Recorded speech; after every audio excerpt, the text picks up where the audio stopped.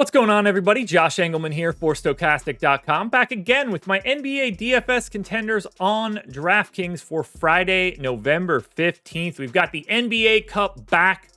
This should be pretty fun. Hit the like button, subscribe to the channel, hit the notification bell so you know when everything goes live, and follow me on Twitter at Josh Engleman. Also, sign up for Stokastic if you want a month of our NBA Core Sims package. You can get it for free by signing up through one of our partners. There's a link in the description. Click it, you'll see the instructions. Pick'em sites, sports books, they're all gonna have deposit bonuses and bonus bet offers for you. All you have to do is click that link, follow the instructions, and you'll end up with a month of our Sims. Tobias Harris is on the outside looking in today. Who will be my favorites? My top 5 plays for today? It's time to find out. First up at number 5, I'm looking at Jalen Duren.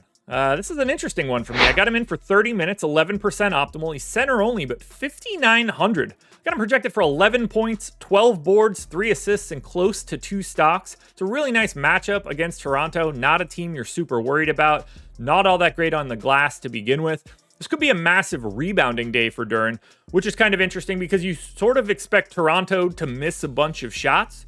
Now, he has not been involved in the offense as much as he has been previously. I don't think that's surprising. When you can bring in Tobias Harris and you're starting and playing Jaden Ivey 30 plus minutes, Cade is in for 37 a night, the shots start to go away. They just have too many real players now. But he could own the glass.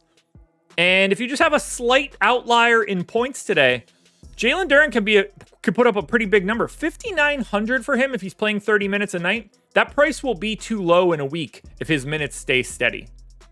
Pascal Siakam in at number 4, taking on the Miami Heat. Heat are going to be without Jimmy Butler once again. Siakam's playing like 34 and change minutes a night. He's power forward, center eligible, 7,400. I got him projected for 21 points, 7 rebounds, 4 assists, and a stock and a half. Had a really nice game this past Wednesday. Now we're going to look at him again here today. 12% optimal. We have no Aaron Nesmith. We have no Andrew Nembhard. Those things don't really matter much for Siakam. He's just kind of out there and he does the same thing every time. I think the most interesting piece here, though, is how bad Tyrese Halliburton has been in terms of shooting. 3-point percentage way down. His free throw percentage is oddly down a bit. And I'm thinking they're going to have to start leaning on Siakam a little bit more if Tyrese Halliburton isn't going to be the Tyrese Halliburton of old. That's kind of appealing to me, given his price, given his matchup, given the positional eligibility. I've got my eye on Pascal Siakam. This one is a giant question mark because Grayson Allen has a Q tag on him for today. We don't know if he's going to be playing. No Bradley Beal, no Kevin Durant, and another Q tag on Jusuf Nurkic. So Grayson Allen is either going to be playing today and a really popular play, or he's not going to play at all. I went 26 minutes. He's shooting guard, small forward eligible. It doesn't get any better than that. He's 3,700, a very appealing price tag when you're missing Bradley Beal and Kevin Durant. 13 points, 3 boards, 2 assists, and a stock. But you know what Grayson Allen is. Now, it's going to be a tough matchup against OKC for sure. They're going to be very switchy.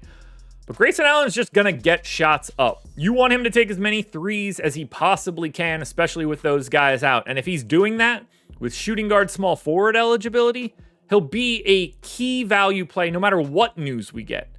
Unless that news is that Grayson Allen isn't playing.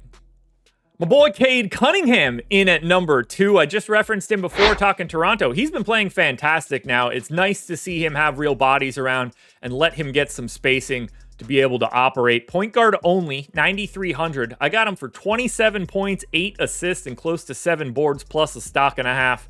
He's playing over 36 minutes a night. He runs the entire show. The entire team is dictated by Cade Cunningham. He's had a lot of really nice performances lately. He rarely picks up a ton of ownership on the fantasy side, and I don't expect that to change for today. It's one of my favorite guys to get to in a GPP because he is ripe for a large triple-double. Would you be surprised if he had 30, 10, and 10 against Toronto? I certainly wouldn't. It's a better Pistons team, and a lot of that has to do with the fact that Cade Cunningham is starting to become the Cade Cunningham we wanted to see. Unfortunately, it wasn't enough to get him to my number 1 spot. That number 1 spot is held by Michael Porter Jr., and boy, oh boy, could this look a little bit better when the slate locks. And the value might change here. I got to give you the key piece of information for Denver.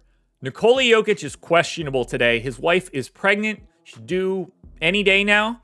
And I fully expect him to skip a game if he needs to. So it's possible we don't have Jokic today. We are already getting 36 minutes a game out of Michael Porter Jr. He was my most optimal guy. 6,500, small forward, power forward eligible, 18.5 points, 7 boards, 2 assists, and a stock and a half. I mean, the fact that he's going to let it fly from 3 is helpful. You get that extra half-point bonus on DraftKings. There may be more value by the end of the day. I don't expect Michael Porter Jr. to be in the number 1 spot when we get to lock, but I see no scenario where he's leaving the top 5 and certainly will be a top 10 play for me no matter what happens on DraftKings. It's very different when Aaron Gordon is not around. There's a lot more shots from Michael Porter Jr. Not that Aaron Gordon takes a lot of shots, but when you take away someone like that, you want to get a couple more to the sharpshooter that you have on your team. I still like Jamal Murray, by the way, today, but not in my top 6. Right now, we're looking at Michael Porter Jr. as the number 1 contender.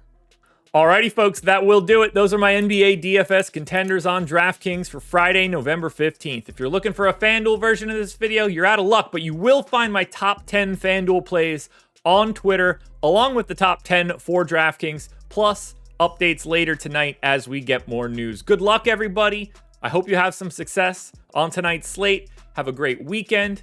Be safe. I'll see you guys Saturday for NBA Live Before Lock. I'm running solo.